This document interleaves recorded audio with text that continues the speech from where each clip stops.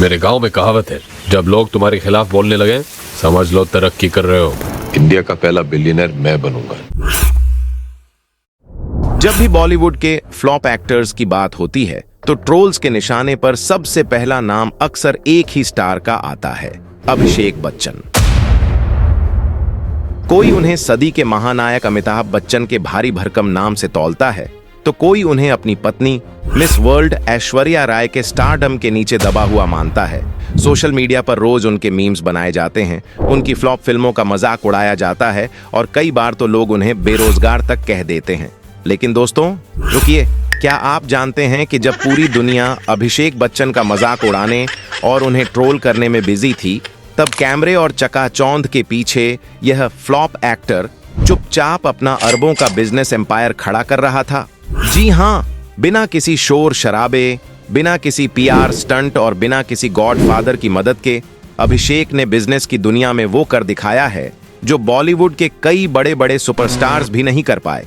आज उनकी कुल संपत्ति यानी नेट वर्थ 300 करोड़ रुपए के पार जा चुकी है। आखिर कैसे अभिषेक बच्चन ने बॉलीवुड की उन फ्लॉप फिल्मों के ताने सुनकर भी हार नहीं मानी? कैसे उन्होंने रियल एस्टेट, टेक स्टार्टअप्स और स्पोर्ट्स इंडस्ट्री में अपना करोड़ों का सिक्का जमाया? और कौन कौन सी हैं वो बड़ी कंपनियां जिनके मालिक खुद अभिषेक बच्चन हैं? आइए आज इस एक्सक्लूसिव रिपोर्ट में पर्दा उठाते हैं अभिषेक बच्चन की उस साइलेंट सक्सेस स्टोरी से, जिसे सुनकर आज उनके बड़े बड़े हेटर्स के भी होश उड़ जाएंगे। इसी तरह की और रहस्यमयी जानकारी प्राप्त करने के लिए हमारे चैनल ट्रू हिस्ट्री को आज ही सब्सक्राइब करें और बेल आइकॉन को प्रेस करें। दोस्तों, अभिषेक बच्चन की इस करोड़ों की बिजनेस जर्नी को समझने के लिए हमें थोड़ा पीछे जाना होगा। साल 2000 ये वो साल था जब अभिषेक ने जेपी दत्ता की फिल्म रिफ्यूजी से बॉलीवुड में कदम रखा था। अब आप खुद सोचिए, सदी के महानायक अमिताभ बच्चन और जया बच्चन का बेटा होना कोई छोटी बात नहीं है। यह एक ऐसा सोने का ताज है जिसके अंदर कांटे बहुत ज्यादा हैं। जब अभिषेक बड़े पर्दे पर आए तो दर्शकों और क्रिटिक्स ने उनमें एक नया एंग्री यंग मैन खोजना शुरू कर दिया। उनके चलने का अंदाज, उनके बोलने का तरीका, उनकी लंबाई, हर फ्रेम, हर डायलॉग और हर सीन में उनकी तुलना सीधे उनके पिता से की जाने लगी। मेरे गांव में कहावत है, जब लोग तुम्हारे खिलाफ बोलने लगे समझ लो तरक्की कर रहे हो। मीडिया ने उन पर इतना दबाव डाल दिया था जो किसी भी नए लड़के को पागल करने के लिए काफी था। शुरुआती दौर में उनकी एक के बाद एक कई फिल्में बॉक्स ऑफिस पर औंधे मुंह गिरी। मीडिया ने उन पर फ्लॉप होने का पक्का ठप्पा लगा दिया। फिर उनकी जिंदगी में ऐश्वर्या राय आईं, जो उस वक्त तक बॉलीवुड ही नहीं बल्कि हॉलीवुड तक अपनी पहचान बना चुकी थीं। इसके बाद तो जैसे ट्रोल्स को एक और नया बहाना मिल गया। लोग खुलेआम कहने लगे कि अभिषेक तो अपनी पत्नी की कमाई पर ऐश कर रहे हैं। उन्हें कभी अमिताभ का नाकाम बेटा कहा गया तो कभी ऐश्वर्या का कमजोर पति। जरा एक मिनट के लिए खुद को उनकी जगह पर रख कर सोचिए दोस्तों। एक इंसान जो लगातार बॉक्स ऑफिस पर अपनी पहचान बनाने की जद्दोजहद कर रहा हो, दिन रात मेहनत कर रहा हो, जब उसे रोज सुबह उठकर अखबारों और सोशल मीडिया पर अपनी नाकामी के ताने पड़ने पड़े, तो उसका मानसिक संतुलन कैसा होगा? कोई और होता तो शायद इस दबाव में टूट जाता, डिप्रेशन में चला जाता या नशे का शिकार हो जाता। बॉलीवुड में ऐसे कई उदाहरण हैं जहां बड़े बड़े स्टार किड्स फ्लॉप होने के बाद पूरी तरह बर्बाद हो गए। लेकिन अभिषेक बच्चन एक अलग ही मिट्टी के बने हैं। उन्होंने पलटकर किसी को गाली नहीं दी, उन्होंने मीडिया पर कोई भड़ास नहीं निकाली और ना ही कभी कैमरा के सामने रोकर कोई विक्टिम कार्ड खेला। इसके बजाय उन्होंने अपनी असफलता की इस सुलगती हुई भट्टी में अपने दिमाग को तपाया। उन्होंने एक ऐसा रास्ता चुना जहां ना तो उनके पिता के नाम का साया था और ना ही उनकी पत्नी के स्टारडम का कोई दखल, और वह रास्ता था बिजनेस और इन्वेस्टमेंट का। अब आते हैं अभिषेक के उस सबसे बड़े मास्टर स्ट्रोक पर जिसने पूरी दुनिया को उनकी बिजनेस स्किल्स का लोहा मानने पर मजबूर कर दिया। यह बात है साल 2014 की। उस वक्त भारत में क्रिकेट का ही बोलबाला था। आईपीएल अपने चरम पर था। शाहरुख खान से लेकर प्रीति जिंटा और शिल्पा शेट्टी तक बॉलीवुड के तमाम बड़े और अमीर सितारे क्रिकेट टीमों पर करोड़ों रुपए बहा रहे थे। इसी बीच भारत में एक नई स्पोर्ट्स लीग की सुगबुगाहट शुरू हुई, प्रो कबड्डी लीग। उस वक्त जब अभिषेक बच्चन ने क्रिकेट जैसे ग्लैमरस खेल को छोड़कर कबड्डी की एक टीम जयपुर पिंक पैंथर्स खरीदने का फैसला किया तो बॉलीवुड के गलियारों में और कॉरपोरेट दुनिया में उनका जमकर मजाक उड़ाया गया। लोगों ने कहा, अरे इस फ्लॉप एक्टर का दिमाग खराब हो गया है। जिस देश में क्रिकेट को धर्म माना जाता है वहां कबड्डी कौन देखेगा? ये तो गांव का खेल है, अभिषेक का पैसा इसमें डूबना तय है। लेकिन दोस्तों, बिजनेस की दुनिया में एक बहुत मशहूर कहावत है, जो रिस्क लेता है वही सिकंदर बनता है। अभिषेक बच्चन की सोच बहुत दूरदर्शी थी। वह जानते थे कि भारत की असली आत्मा गांवों और छोटे शहरों में बसती है। कबड्डी एक ऐसा खेल है जो सीधा इस देश की मिट्टी से जुड़ा है। इसमें कोई महंगा बैट या पैड नहीं चाहिए, बस मिट्टी और दम चाहिए। और जब प्रो कबड्डी लीग का पहला सीजन शुरू हुआ तो उसने टीवी रेटिंग्स के सारे रिकॉर्ड तोड़ दिए।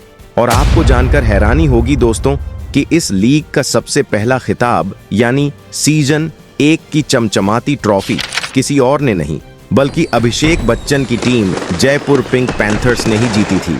आज उस बात को 10 साल बीत चुके हैं। प्रो कबड्डी लीग आज आईपीएल के बाद भारत की दूसरी सबसे ज्यादा देखी जाने वाली स्पोर्ट्स लीग बन चुकी है। 2014 में जिस जयपुर पिंक पैंथर्स टीम को अभिषेक ने बेहद कम कीमत में खरीदा था, आज उसकी ब्रांड वैल्यू, ब्रॉडकास्टिंग राइट्स और स्पॉन्सरशिप सैकड़ों करोड़ में पहुंच चुकी है। आज इस एक टीम की कुल वैल्यूएशन 200 करोड़ रुपए से भी ज्यादा आंकी जाती है। इससे अभिषेक को हर साल करोड़ों का भारी भरकम मुनाफा होता है।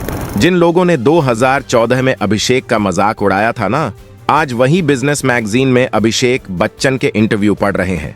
अभिषेक बच्चन का स्पोर्ट्स इन्वेस्टमेंट सिर्फ कबड्डी के अखाड़े तक ही सीमित नहीं रहा। जब भारत में इंडियन सुपर लीग के जरिए फुटबॉल का नया सवेरा हो रहा था, तब अभिषेक ने फिर से अपना तेज बिजनेस माइंड चलाया।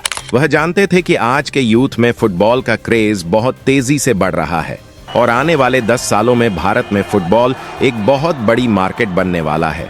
उन्होंने चेन्नईयन एफसी नाम की फुटबॉल टीम में भारी इन्वेस्टमेंट किया।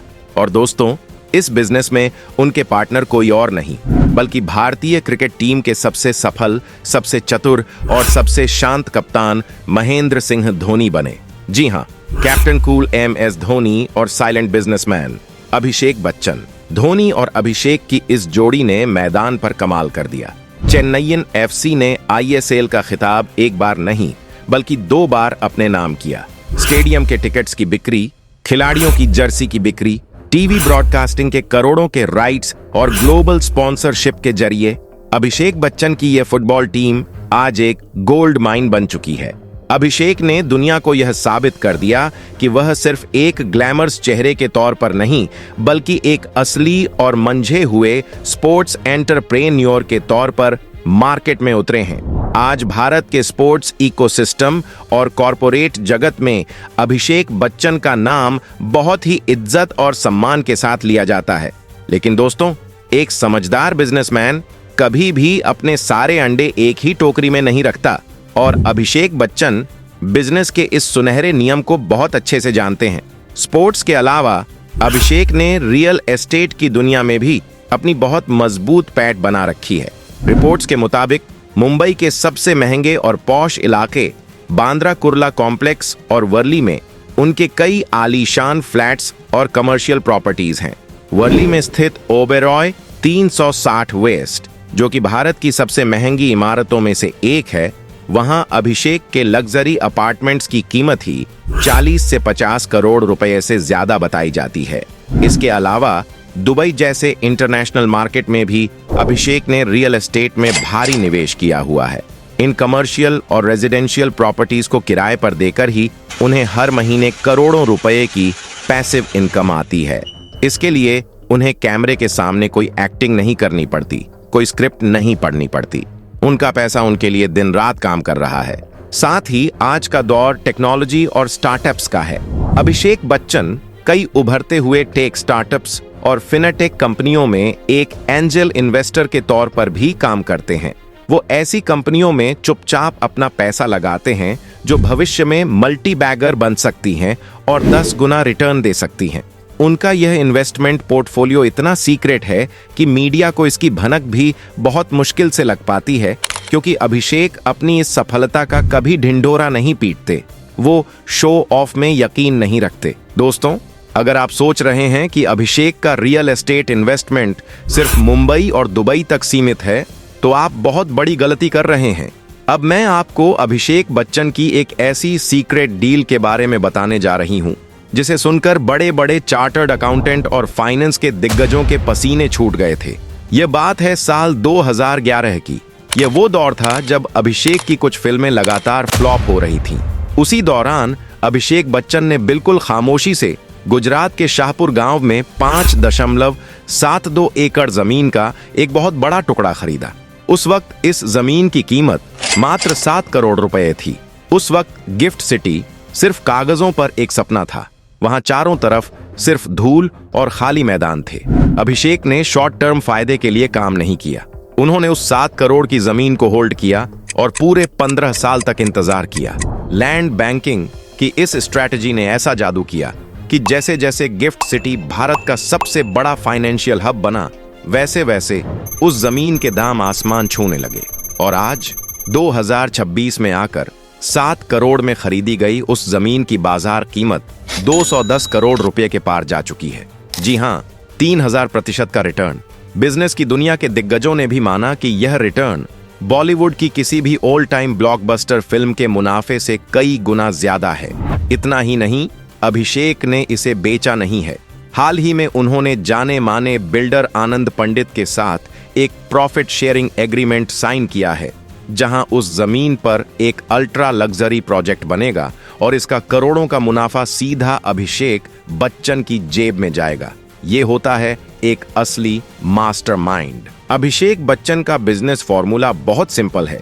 मैं सिर्फ उसी कंपनी में पैसा लगाता हूं जिसके प्रोडक्ट्स मैं खुद अपनी रोजमर्रा की जिंदगी में इस्तेमाल करता हूं। इसका सबसे दिलचस्प उदाहरण है फूड डिलीवरी ऐप स्विगी में उनका इन्वेस्टमेंट। क्या आपको पता है कि अभिषेक बच्चन को मुंबई का मशहूर मामलेदार मिसल पाव बहुत पसंद है? वो अक्सर सुबह नाश्ते में इसे स्विगी से ऑर्डर किया करते थे। एक दिन नाश्ता करते हुए उनके तेज दिमाग ने कैलकुलेट किया कि स्विगी की सर्विस शानदार है। उन्होंने सोचा, अगर मैं हर महीने इस ऐप पर इतना पैसा खर्च कर रहा हूं, तो क्यों ना इसका कुछ हिस्सा वापस कमाया जाए। उन्होंने अपनी टीम के जरिए स्विगी के मैनेजमेंट से संपर्क किया और इस स्टार्टअप में एक बहुत बड़ा अमाउंट इन्वेस्ट कर दिया। उनकी टाइमिंग एकदम परफेक्ट थी। कुछ ही महीनों बाद स्विगी का आईपीओ बाजार में आया और अभिषेक ने इस ब्लॉकबस्टर लिस्टिंग से एक ऐसा जबरदस्त प्रॉफिट बुक किया जिसका अंदाजा लगाना भी आम आदमी के बस की बात नहीं है। इसी तरह की एक और कहानी है नागिन सॉस की। यह एक पूरी तरह से इंडियन स्वदेशी हॉट सॉस ब्रांड है। एक बार अभिषेक ने खाने के साथ इसे चखा तो वो इसके फैन हो गए। अभिषेक ने ब्रांड के ओनर्स से मुलाकात की और जब वो कंपनी फंडिंग जुटा रही थी, तब अभिषेक ने उसमें एक स्ट्रेटेजिक पार्टनर के तौर पर बड़ा निवेश कर दिया। आज खुद उनके पिता अमिताभ बच्चन भी अपने नाश्ते की फोटो डालते हैं तो उसमें नागिन सॉस की बोतल नजर आती है। यानी अभिषेक ने निवेश भी किया और अपने परिवार के जरिए उसे करोड़ों का ग्लोबल प्रमोशन भी मुफ्त में दिलवा दिया। अब आते हैं उस इंडस्ट्री पर जिससे उनकी पहचान है, यानी एंटरटेनमेंट। आप अक्सर टीवी पर अमिताभ बच्चन या ऐश्वर्या राय को ढेरों विज्ञापन करते देखते होंगे। अभिषेक टीवी एड्स में कम नजर आते हैं, लेकिन जो भी विज्ञापन वो करते हैं वो बेहद प्रीमियम होते हैं। ओमेगा जैसी इंटरनेशनल लग्जरी वॉच ब्रांड से लेकर टीटीके प्रेस्टीज और फोर्ड जैसे बड़े ब्रांड्स के साथ उन्होंने लंबे समय तक काम किया है। ब्रांड्स आज भी अभिषेक पर भरोसा करते हैं क्योंकि उनकी इमेज एक फैमिली मैन की है जो कभी किसी गंदे विवाद में नहीं पड़ते।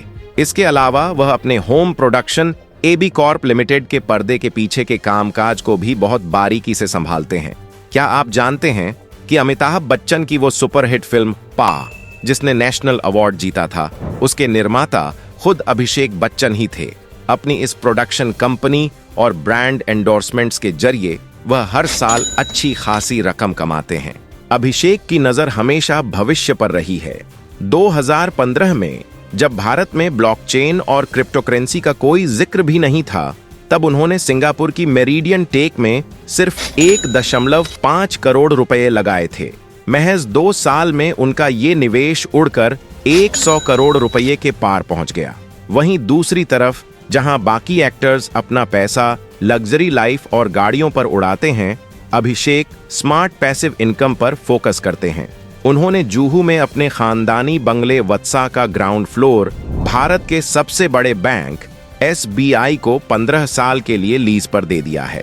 बिना कोई फिल्म की उन्हें हर महीने 19 लाख रुपए का किराया आता है। ऊपर से एग्रीमेंट में हर 5 साल में 25% की बढ़ोतरी और 2.26 करोड़ का एडवांस अलग से शामिल है। इसे कहते हैं घर बैठे पैसे से पैसा बनाना। दोस्तों, आज के समय में अभिषेक बच्चन की कुल संपत्ति लगभग 280 करोड़ रुपए से 300 करोड़ रुपए के बीच आंकी जाती है। जरा सोचिए, जिस इंसान को कुछ साल पहले तक बेरोजगार कहकर सरेआम जलील किया जा रहा था, उसने बिना कोई ब्लॉकबस्टर 500 करोड़ वाली फिल्म दिए अपना 300 करोड़ का साम्राज्य कैसे खड़ा कर लिया। यह सिर्फ पैसे कमाने की कहानी नहीं है दोस्तों, ये दिमागी शांति, फोकस और धैर्य की कहानी है। अगर आप अभिषेक बच्चन का ट्विटर अकाउंट देखेंगे तो आप हैरान रह जाएंगे। जब भी कोई ट्रोल उन्हें नीचा दिखाने की कोशिश करता है या उनके करियर का मजाक उड़ाता है तो अभिषेक उसे ब्लॉक नहीं करते। वो बहुत ही इज्जत और गजब के व्यंग्य के साथ उस ट्रोल को ऐसा रिप्लाई देते हैं कि सामने वाले की बोलती बंद हो जाती है। उनका यह कूल एटीट्यूड दिखाता है कि वो अंदर से कितने मजबूत और सुलझे हुए इंसान हैं। अभिषेक बच्चन ने दुनिया को यह सिखाया है कि अगर आप किसी एक फील्ड में नंबर 1 नहीं बन पाए तो इसका मतलब यह बिल्कुल नहीं है कि आपकी जिंदगी खत्म हो गई। आप अपनी प्रतिभा, अपनी मेहनत, अपनी सूझबूझ और सही इन्वेस्टमेंट से दूसरे रास्ते पर चलकर भी बादशाह बन सकते हैं। आज अभिषेक बच्चन को अपनी जिंदगी शान से जीने के लिए किसी भी प्रोड्यूसर की मेहरबानी की जरूरत नहीं है। वो किसी के आगे काम के लिए हाथ नहीं फैलाते, वह खुद अपने बॉस हैं। तो दोस्तों, यह थी अभिषेक बच्चन के 300 करोड़ के बिजनेस एम्पायर की वो असली इनसाइड स्टोरी। हमें पूरी उम्मीद है कि इस एक्सक्लूसिव और डीप रिसर्च रिपोर्ट ने आज अभिषेक बच्चन के प्रति आपका नजरिया जरूर बदला होगा। जो लोग बिना किसी की असलियत जाने सिर्फ इंटरनेट के मीम्स देखकर किसी को फ्लॉप या बेरोजगार कह देते हैं, उनके लिए यह साइलेंट सक्सेस स्टोरी एक बहुत बड़ा और करारा तमाचा है। अब आप हमें बताइए, अभिषेक बच्चन का यह बिजनेस माइंडसेट, उनकी दूरदर्शिता और उनका यह शांत स्वभाव आपको कैसा लगा? क्या आपको भी लगता है कि बॉलीवुड के बाकी एक्टर्स और आज की यूथ को अभिषेक से यह सीखना चाहिए कि बिना शोर मचाए शांति से कामयाबी कैसे हासिल की जाती है? अपनी बेबाक राय और विचार नीचे कमेंट बॉक्स में पूरे तर्क के साथ जरूर रखें। हमें आपके कमेंट्स का बेसब्री से इंतजार रहेगा। अगर आपको हमारी यह इंस्पायरिंग, सच्ची और इतनी गहराई से रिसर्च की गई रिपोर्ट पसंद आई हो तो इस वीडियो को तुरंत लाइक करें। इसे अपने सभी दोस्तों, परिवार वालों और व्हाट्सएप ग्रुप्स में धड़ल्ले से शेयर करें ताकि दुनिया भी अभिषेक बच्चन के इस छुपे हुए टैलेंट को जान सके और ट्रोल्स को उनका सही जवाब मिल सके। और हर बड़ी खबर के सबसे बेहतरीन और अनफिल्टर्ड डिकोड वर्जन के लिए हमारे चैनल को अभी सब्सक्राइब करें और साथ ही उस बेल आइकन को जरूर दबा लें। हम आपके लिए ऐसी ही शानदार खबरें लाते रहेंगे। मिलते हैं आपसे अगली वीडियो में एक और शानदार और सच्ची खबर के साथ। तब तक अपना और अपने परिवार का बहुत ख्याल रखें। जय हिंद, वंदे मातरम।